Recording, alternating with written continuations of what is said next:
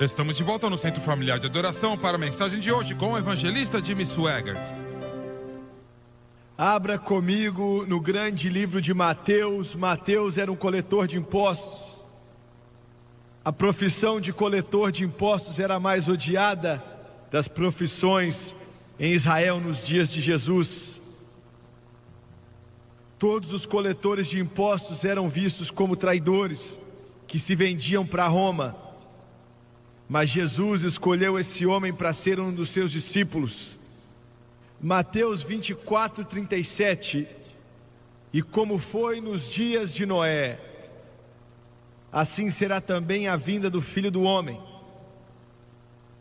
Porque assim como nos dias anteriores ao dilúvio, comiam, bebiam, casavam e davam-se em casamento, até o dia em que Noé entrou na arca, e não o perceberam até que veio o dilúvio e os levou a todos, assim será também a vinda do Filho do Homem. E eu quero usar como tópico, assim como foi nos dias de Noé. É a segunda parte da mensagem que começamos domingo passado. Abaixe a sua cabeça, por favor. Pai Celestial, nós te agradecemos pela sua graça. Venha nos ungir para entregar, assim como o Senhor vem ungir as pessoas para receber. Nós te pedimos isso em nome de Jesus Cristo, e todos dizem amém e amém. Há alguns anos atrás eu debati um muçulmano ali na LSU. Os lugares estavam cheios com centenas de pessoas ali.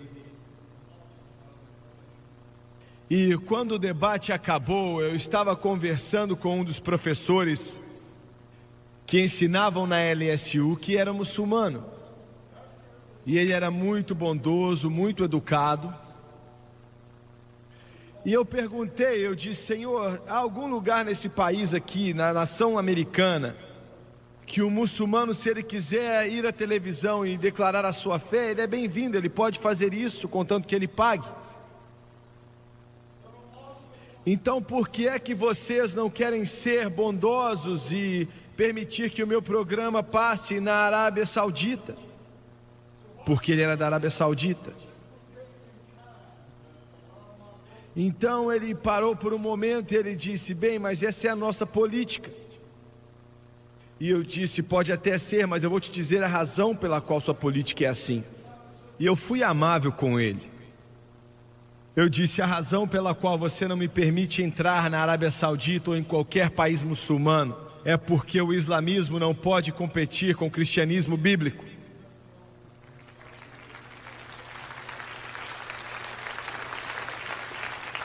Eu quero te levar nessa manhã de volta aos tempos, mais uma vez, da época antediluviana, antes que acontecesse o dilúvio de Noé. Eu quero voltar até Enoque, que foi o bisavô de Noé. Ele era o pai de Matusalém, que era o avô de Noé. E Matusalém era o pai de Lameque, que foi o pai de Noé.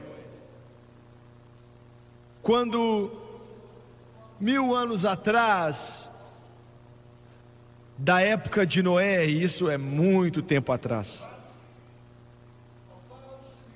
a Bíblia nos diz que Enoque deu o coração dele para Cristo de uma maneira, quando ele tinha 65 anos de idade. E ele viveu por Deus por mais ou menos 300 anos, em meio a uma sociedade maligna e sem Deus, que a mente humana pode imaginar. Eu devo dizer que as mentes eram obscuras, a humanidade estava corrompida. O que testemunhou para ele, eu não sei. A Bíblia não nos diz. Paulo apenas escreveu essas palavras em Hebreus 11. Ele diz que Enoque tinha um testemunho que agradava a Deus. Que declaração! Que declaração! Ele alcançou esse testemunho que agradava a Deus. mas sem fé é impossível de agradar a Deus. E aquele que vem para Deus, Paulo continua dizendo, tem que acreditar que Ele é, e que Ele é um galardoador daqueles que o buscam. Glória a Deus! Com 365 anos de idade, e como eu te disse na semana passada, quando você lê no 5º capítulo e outros lugares a respeito da longevidade desses homens, não era uma fábula, eles viveram por esse período de tempo. Demorou mais de 1000 anos, diabólico como o pecado é, para gastar o corpo perfeito que Deus tinha feito, determinando que ele deveria viver para sempre. Então o pecado finalmente o gastou. E até hoje em dia, nem todos os cientistas do mundo conseguem parar, os órgãos humanos de envelhecer e ultimamente parar de funcionar. Como é então que Enoque veio até o Senhor, nós não sabemos. Mas por 300 anos, ele viveu para Deus. E quase no fim da vida dele, não, isso aí não está certo. Alguns anos antes do fim da vida dele, ele teve um filho com o nome de Matusalém. Esse nome significa, é muito mais do que somente o nome, significa que quando ele morrer, o dilúvio iria vir. Eu quero repetir. Quando aquele bebezinho veio até esse mundo, Deus Todo-Poderoso, para alertar o mundo, quando ele morrer, dê a ele o nome de Matusalém. Quando ele morrer, o dilúvio virá. Ele viveu mais do que qualquer outra pessoa, 969 anos, que é uma figura da graça de Deus, dizendo às pessoas, se arrependam por favor. Você não está entendendo isso? Não há nada como a graça do Todo-Poderoso Deus. Existem muitos de vocês aqui nessa manhã, e eu estou falando de muitos mais assistindo na televisão e na internet. Você está afundado no pecado. Eu estou dizendo afundado no pecado. E se alguém tivesse visto você naquela época, nunca ia sonhar que você ia dizer sim para Jesus Cristo, por causa de tão ruim que era a sua situação. Mas você conheceu o Galileu. Glória a Deus. Aleluia. And he touched me. Oh, he touched me. An amazing grace filled my soul. Grace. Something happened. And now I know he touched me and he made me whole. Glória a Deus, essa é a graça de Deus. Essa é a graça de Deus. O Senhor fez com que esse homem vivesse mais do que qualquer outro ser humano, porque ele estava tentando alcançar através do ministério de Noé um mundo que estava pronto para ser destruído. Não há indicação de que a esposa de Enoque viveu por Deus. Ele teve outros filhos e filhas, e nada nos diz que eles viveram para Deus. E há uma inclinação na passagem hebraica que diz que Deus o transladou para que ele não visse a morte. Ele era um dos únicos 2 homens que nunca morreram, Enoque e Elias. Enoque e Elias. E os 2 vão voltar na grande tribulação que está por vir, porque aos homens está ordenado morrerem uma vez, e eles vão morrer, mas eles vão ficar mortos por 3 dias. Glória a Deus. Glória a Deus. E com toda a câmera de televisão na face da terra apontada para Jerusalém, naquela rua, e o corpo deles vai estar deitado ali, mas eles vão ressuscitar pelo poder do Deus Todo-Poderoso. Alguém disse: será que você acredita nisso mesmo? Eu acredito sim, porque está aqui no livro. Está no livro. Glória a Deus. Nada nos diz que Matusalém entregou o coração a Cristo.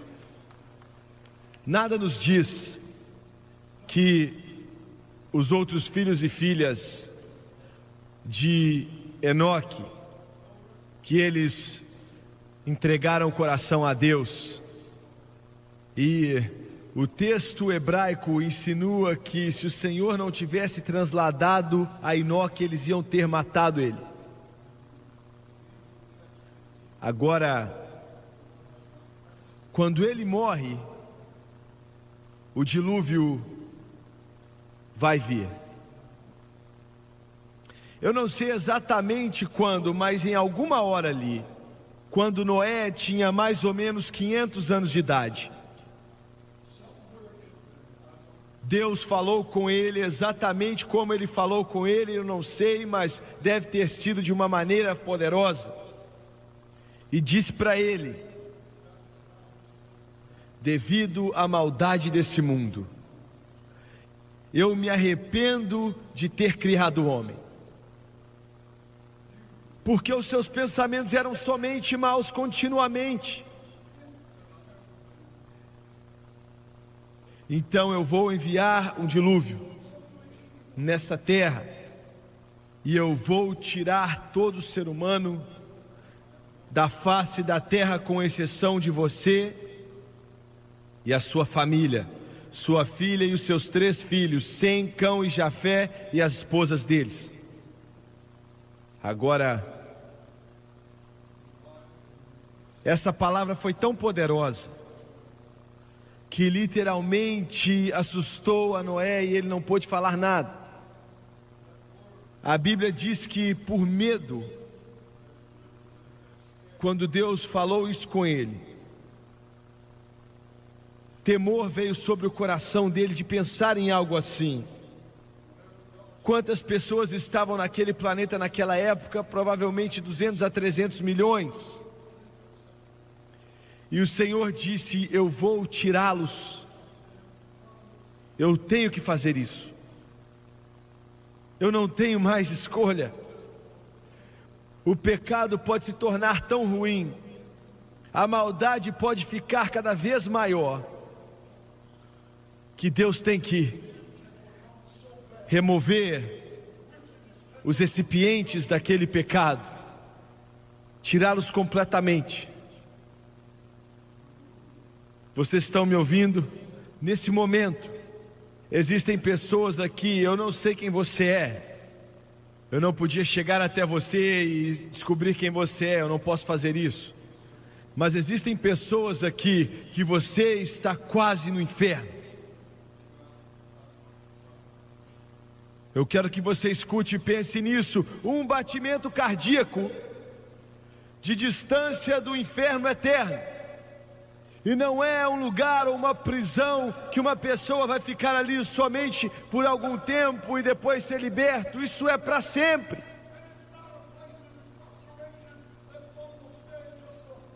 Um batimento cardíaco. Eu não sei quem você é. Você sabe quem você é. Deus sabe quem você é. Eu me lembro, eu estava aqui nessa plataforma alguns anos atrás, eu estava fazendo uma chamada para o altar num domingo, e eu de repente parei, e o Espírito de Deus se moveu em mim, e ele disse: não, continue pregando, continue chamando. E um homem ali atrás veio até aqui à frente, com um pouco mais de 30 anos de idade, pelo menos parecia assim. Ele ficou de pé ali, um homem alto, chorando. Eu fiz a oração do arrependimento com ele. A primeira vez que eu tinha visto ele na minha vida. Então ele morreu com um ataque do coração 2 dias depois. Deus, o Espírito Santo, sabia que ele estava partindo e fez com que ele viesse.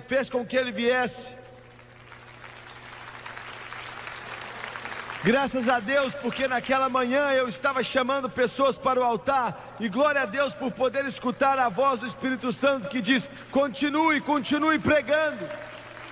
Porque Deus tanto amou o mundo que deu o seu único filho, para que qualquer um que acredite nele não pereça, mas tenha vida eterna. E quando Deus falou com Noé e disse: você construa uma arca, e você tome 2 animais de cada espécie, 7 dos animais limpos, como o cordeiro, a cabra, e eu vou prepará-los para entrar na arca. E ele disse: eu quero que você construa a arca desse tamanho, 450 pés de comprimento, é a medida de um campo de futebol e mais a metade. 450 pés de comprimento, 75 pés de largura, 45 pés de altura, pesava mais ou menos 30.000 toneladas. Foi o maior projeto, maior até mesmo que as pirâmides, o maior projeto no planeta inteiro até a Primeira Guerra Mundial. Barco nenhum foi construído com mais de 32.000 toneladas até a Primeira Guerra Mundial. Noé tinha que ser um homem muito rico. Devia ser o homem mais rico na face da terra, porque a maneira que eles construíram aquilo, eles não tinham serradeiras eletrônicas, não tinham equipamento para levantar troncos pesados. Tudo que eles tinham para cortar os troncos era uma foice, que era um tipo de machado. Pode ser que eles tinham algum tipo de serrote, mas a Bíblia não nos diz isso. Eles tinham que cortar aquelas árvores ali com aquela foice. Eles tinham que cortar grandes troncos com aquela foice. Ele deve ter contratado pelo menos 500 pessoas que trabalhavam todos os dias. E o mundo só falava daquilo naquela época, porque as notícias corriam. E no mundo inteiro daquela época, esse enorme barco, o maior projeto no mundo até 1915. Imagine só.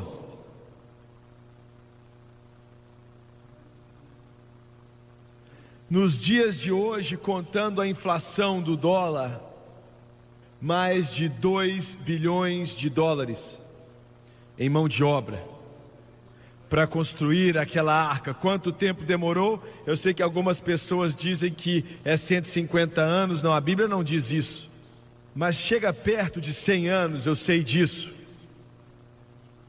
Porque a Bíblia diz que 500 anos de idade, mais ou menos naquela idade, 510, 520, foi quando Deus falou com Noé. E com 600 anos de idade, a chuva começou a cair.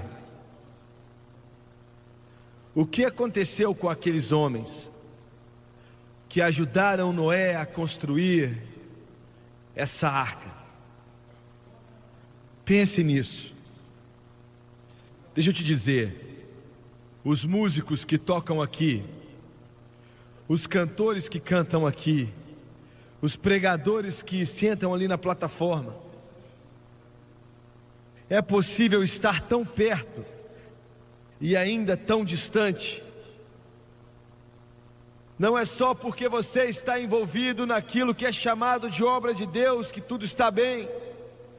Aqueles homens, não sei quantos foram, não é porque eles ajudaram Noé a construir aquela arca e trabalhavam todos os dias,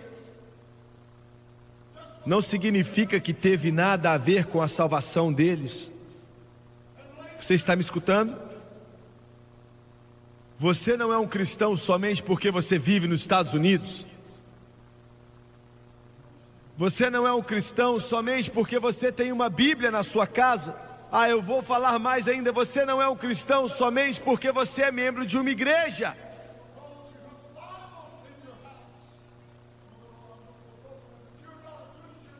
Eu já preguei em muitas reuniões ali na África do Sul. É um país maravilhoso, pessoas maravilhosas. Eu preguei a respeito de Nicodemos, como ele conheceu a Jesus e ele era um membro do Sinédrio naquela sexta noite, como ele era muito rico e ele era um dos líderes religiosos de Israel, mas ele não era salvo. Ele disse: Senhor, ninguém pode fazer esses milagres que você está fazendo a não ser que Deus esteja com ele. Ele estava certo. Jesus o ignorou e disse: a não ser que você nasça de novo, você nunca vai nem ver o reino de Deus. E pelo que nós sabemos, Nicodemos realmente foi salvo. Glória a Deus. Eu quero repetir, existem milhões de vocês, milhões que pensam que são salvos. Vocês se declaram ser salvos, vocês se chamam de salvos porque vocês fazem parte de uma igreja. Mas ser membro de uma igreja não quer dizer que você é salvo, assim como estar em uma garagem não quer dizer que você é um mecânico.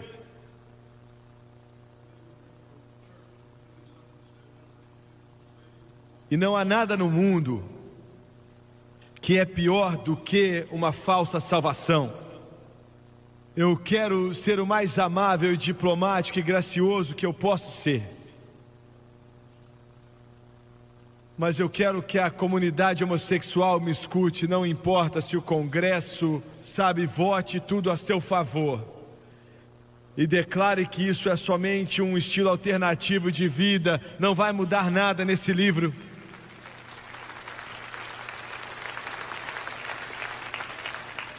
Eu quero dizer isso para os meus amigos católicos. Você pensa que se você for fiel à igreja e orar para Maria, que todas as coisas vão se encaixar, mas não vão. Não há salvação em Maria, só existe um mediador entre Deus e o homem Cristo Jesus.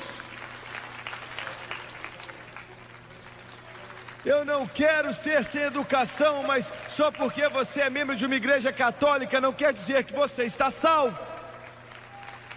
E a mesma coisa vai para os batistas, os metodistas, as Assembleias de Deus, a Igreja de Deus, a Quadrangular.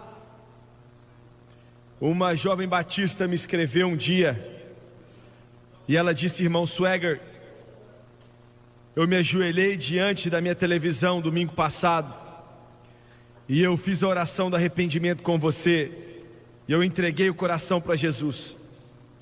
E ela disse: eu cresci em uma igreja batista. E ela disse: eu conhecia a doutrina batista tão bem que eu ensinava até na classe dos novos convertidos. Eu nunca perdi uma reunião. Estava envolvida em toda a atividade da igreja, mas quando você começou a pregar no domingo de manhã, eu entendi que eu não estava salva, eu apenas era religiosa. E ela disse: eu entreguei meu coração para Cristo e agora eu sei do que você está falando.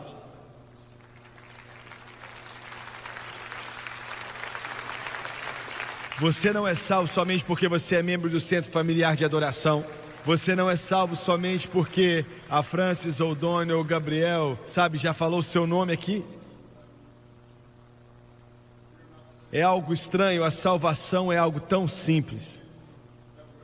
Porque todo aquele que invocar o nome do Senhor será salvo. Jonas estava na barriga de uma baleia. Não é possível que sua situação esteja pior do que a dele. Quando ele clamou ao Senhor, a Bíblia diz que alguém tem que glorificar nesse lugar. Glória a Deus.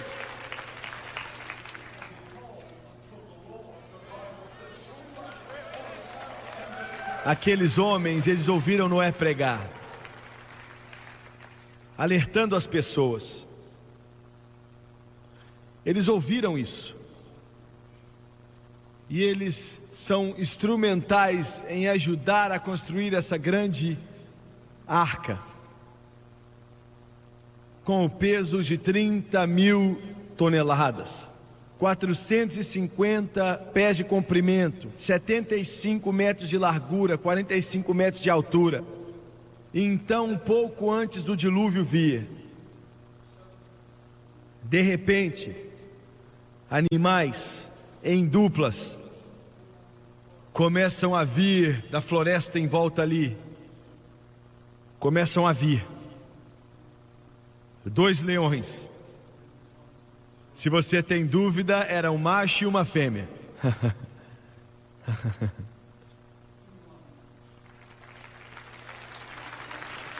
Mulheres, não conseguimos fazer nada sem vocês. Não podemos viver sem vocês.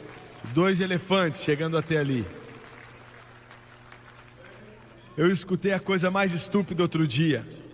A coisa mais estúpida que eu ouvi. Um homem escreveu um livro e disse que não existiam camelos domesticados na época de Abraão. Então a Bíblia não pode ser verdade quando diz que ele tinha camelos, porque os camelos não eram domesticados. Você já viu algum camelo selvagem? Eu nunca vi um camelo selvagem, eu nunca vi ninguém que já viu um camelo selvagem. Eles nascem domesticados.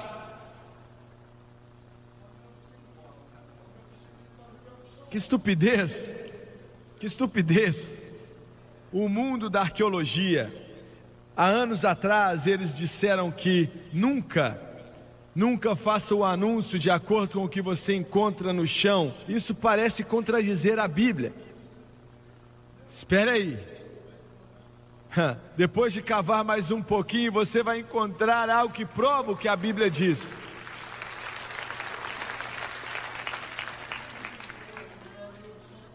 Dois tigres, 2 hipopótamos,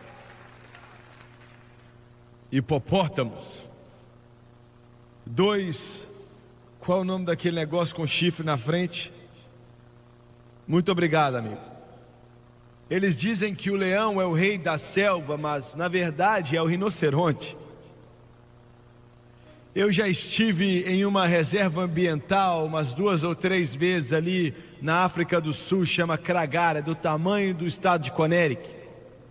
E em um dos lugares ali você pode alugar um pequeno chalé e ficar a noite inteira ali. Eu lembro que a primeira vez que eu fiz isso, saí ali fora 3 horas da manhã, olhei para cima e tinha milhões de estrelas que nós nunca vemos aqui nos Estados Unidos por causa da poluição.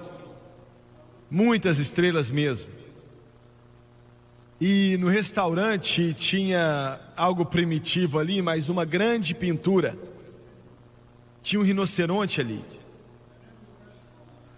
E tinham 5 leões mortos, deitados ali, que aquele rinoceronte tinha matado. Aconteceu.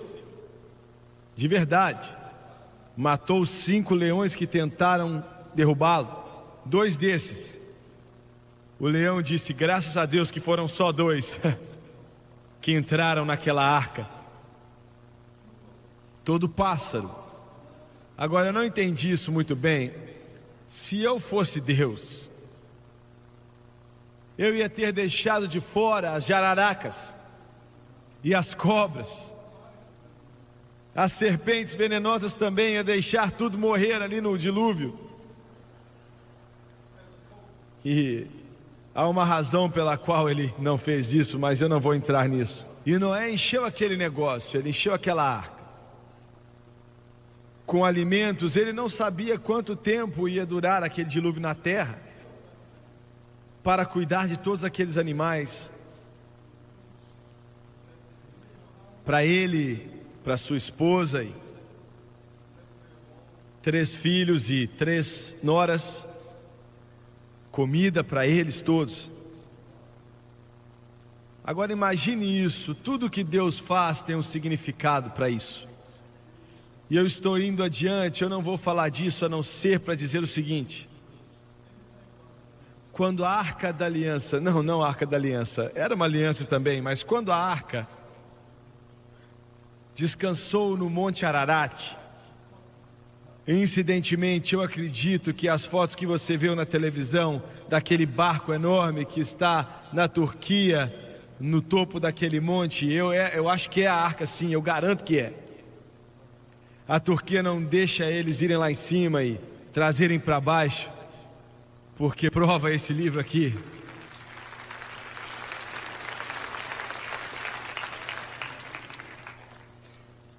Mas aquela arca descansou e ficou, deixa eu falar dessa maneira aqui, ela ficou na água por exatamente um ano inteiro, 365 dias. Então descansou no Monte Ararat, dia 17 de abril, de acordo com os eruditos, 17 de abril, que é o mês de Abib dos judeus, mas é abril para nós. Dia 17, os filhos de Israel foram libertos do cativeiro egípcio, dia 17 de abril.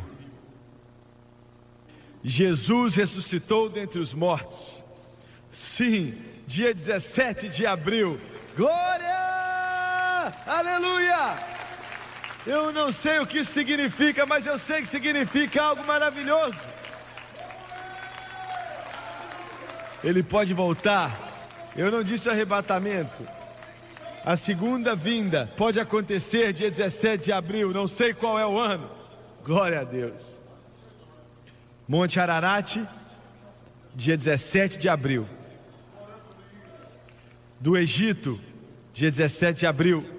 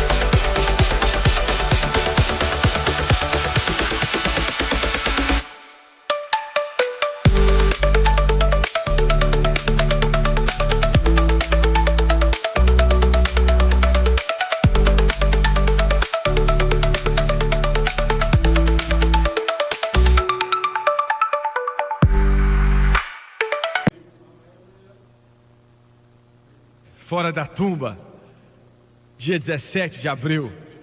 Glória, aleluia. Agora, alguns estudantes bíblicos dizem que não choveu antes daquela data, mas choveu sim. Bem no começo, no segundo dia, provavelmente, houve um orvalho que saía do chão ali, mas a chuva começou a cair, eu acho que no terceiro dia. Isso não é o dilúvio que eu estou falando. Ficava nublado ali, chovia, com certeza chovia antes. A chuva não era algo novo ou estranho. O Senhor falou com Noé. Ele pregou sua última mensagem. Eu não sei quantos estavam ali para ouvir.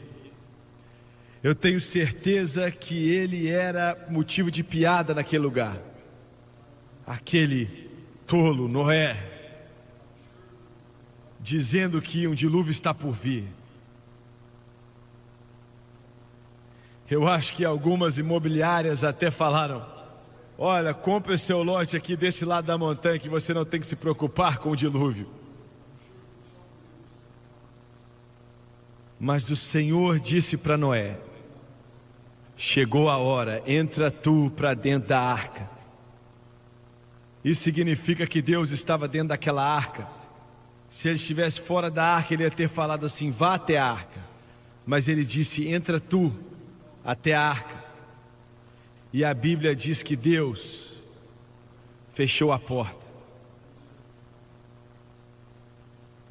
Eu tenho certeza de que haviam centenas de pessoas, talvez milhares, do lado de fora ali, porque eles já tinham escutado falar que Noé está dizendo que o tempo está acabando. Jesus disse: nos tempos de Noé eles estavam comendo, bebendo, se casando e dando de casal. O que ele quis dizer com isso? Ele não quis dizer que aquilo era errado. Ele quis dizer que eram dias comuns. Eles não se importavam com o que Noé tinha para dizer. Eles não acreditavam em nada do que ele disse. Quantos de vocês acreditam que existe um inferno? Você acredita nele? Não é algo agradável, mas você acredita porque a Bíblia diz que existe. E começa a chover. Mas em uma questão de 1 hora ou 2 horas ou até menos, começa a chover tão forte que você não pode ver um palmo à sua frente. Então o subsolo se parte e as águas começam a jorrar da terra. Eles dizem que antes do dilúvio não existiam montanhas no mundo que tinham mais de 10.000 pés de altura. Mas foi o dilúvio que fez com que essas montanhas, algumas chegam a ter até 30.000 pés de altura, o Monte Everest, por aí vai. Pense nisso. Eles dizem que demorou alguns bilhões de anos para cortar o Grande Canyon. Acho que foram cortadas em 5 ou 6 horas ou menos, quando aquela água com tanta força, 2 cientistas, eu vi na televisão, cientistas que conhecem a Deus, eles estavam abrindo os portões. Hoover Dam é o nome daquela represa ali. Eles iam fazer um trabalho ali, então eles abrem aquelas comportas e a água começa a vir com tanta força que começou a comer alguns pés de rocha em algumas horas somente. E eles disseram a coisa certa, eles disseram que provavelmente isso aqui, esse Grande Canyon, foi cortado numa questão de horas. Na medida que as águas vinham aqui do chão,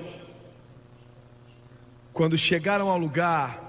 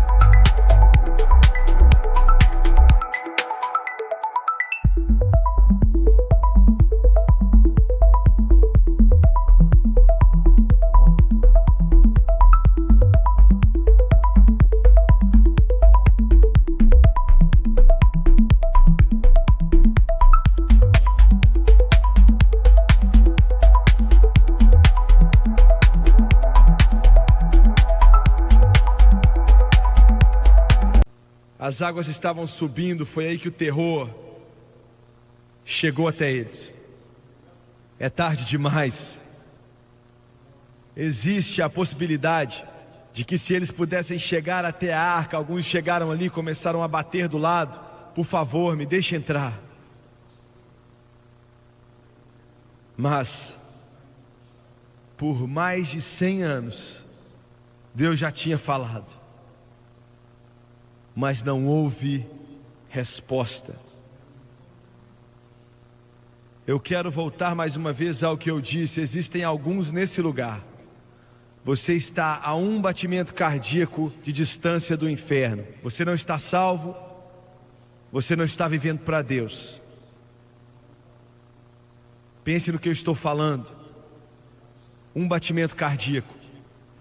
Essa vida, nós só temos uma vida, é só isso.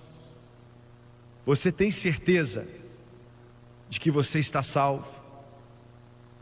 Sem sombra de dúvidas, você sabe que você está salvo.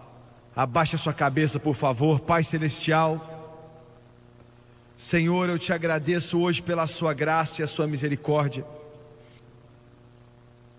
Eu peço, Senhor, para que essas palavras que nós compartilhamos nessa noite, que cada palavra vá ao coração. E eu peço pela convicção do Espírito Santo que se mova em cada vida aqui, em cada coração,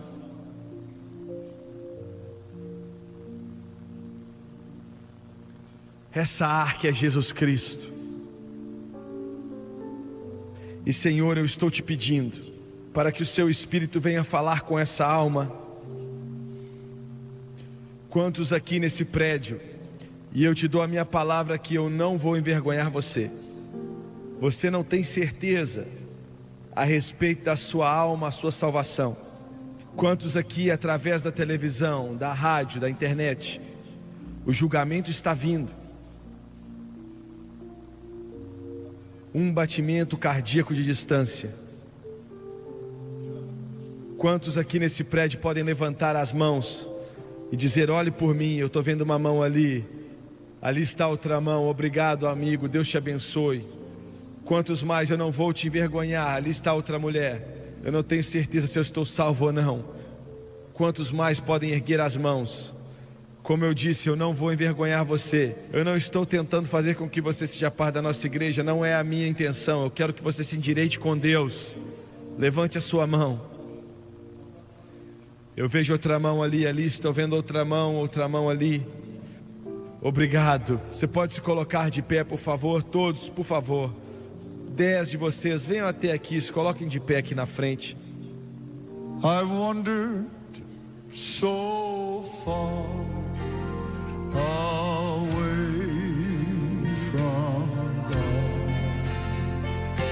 Now I'm coming home. Eyes of sin to all my trials. Lord, come on, sir. Come on. Come on.